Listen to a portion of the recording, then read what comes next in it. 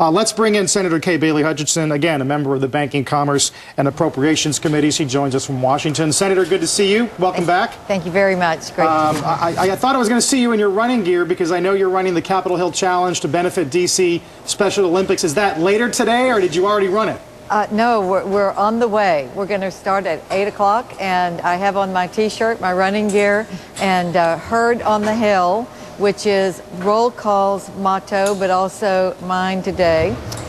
We are going to be running, and we're going to try to beat everybody on the field. I have no doubt that you'll be able to, Senator. So many different things going on. Do you want to give us your take on the Specter situation? We have Olympia Snow in the Times this morning saying being a moderate Republican these days is like being on an episode of Survivor.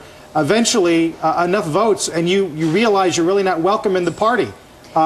Is the party regionalizing itself into the South and into a base that is shrinking, that is rural, that is male, that is white? Well, I am very disappointed, of course, that Arlen has switched. And I do know that many times they have had differences with the majority in the conference. But I don't want to have a regional Republican Party. I want to have our principles, which are smaller government, lower taxes, having jobs created in the private sector, be what drives us. And I think that is a message for all Americans, and I think we have to work on that message, especially right now as we are assessing the first 100 days of the Obama administration. I think everyone agrees that we are spending too much, taxing too much, borrowing too much, and I think every American is becoming concerned. Well, critics of the Democrats argue that the left wing of the party is in control. They criticize Pelosi and Reid. The same could be said for the Republican Party. Why aren't people reining in the likes of Rush Limbaugh or Club for Growth? Why is the party running conservative candidates against more moderate candidates of its own party, as in Pennsylvania?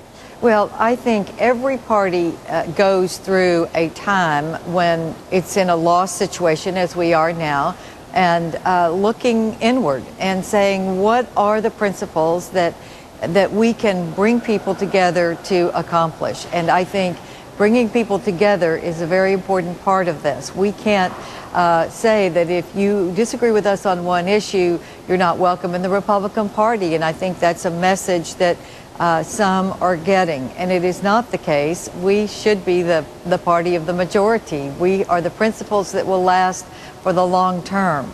This kind of debt that we are accumulating right now is not going to be sustainable. You can't sustain 80% of your gross domestic product with debt. You cannot do it. You've already issued a press release on the Senate passage of the budget. You said, unfortunately, unrestrained spending won out in the end. What are you worried about now with the likelihood of Specter going to the Democrats on some issues, with the likelihood of Al Franken now taking a Senate seat down the road? What do you think has a better chance of passing that you didn't want to see happen or don't want to see happen? Well, I think the key issues that are going to change the course of our country are cap and trade, trying to tax and trade, and I think that is a recipe for really corruption and game playing. I just think cap and trade is a disaster, and it taxes the industries that are trying to make us energy independent. Does it now have stronger political legs because of the move by Specter? Well, I don't know where Arlen Specter was on cap and trade, but certainly it is a major focus of the Democrats and the Obama administration, and much of the tax increases could be in reconciliation, which means we wouldn't even have the ability to filibuster anyway.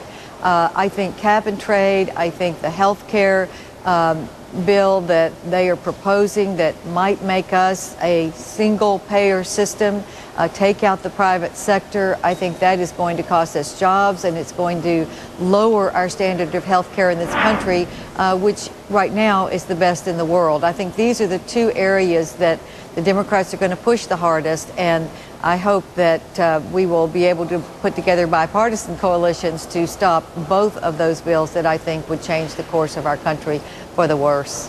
Really quickly, a couple questions on banking. You're on the banking committee. Senator Shelby had some comments yesterday talking about the number of banks in this country that he thinks is are probably insolvent.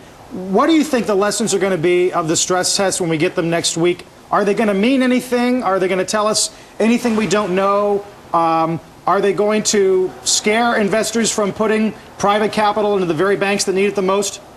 Well, that's certainly not the goal, and it's certainly not what we would want. I talked to the controller a few weeks ago, and their view is that we needed to find out everything that might be a problem and then try to work out. That is what I think should be our mission, working out, helping and working out, not closing banks, not putting people in higher stress themselves because they've lost their bank accounts or if they had more than the FDIC limit. We should not be putting more stress on people or banks for our short-term future and certainly for the long term. But we all talk about the problems of the test. You say a bank is undercapitalized.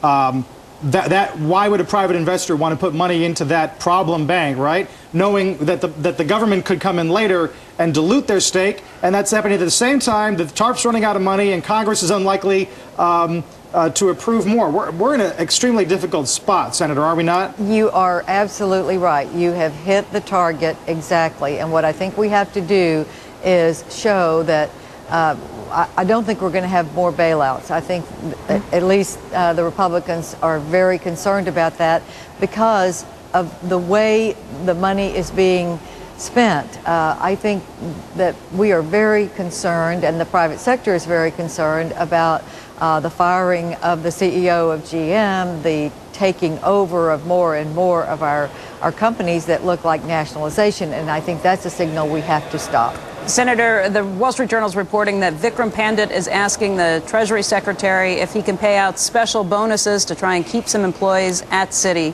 Do you think that's okay, or should he be held to some of the other standards that have been put out there, not allowing them to pay a bonuses above and beyond? Well, I don't know what he's asking, and I don't know the details, so I'd rather not comment.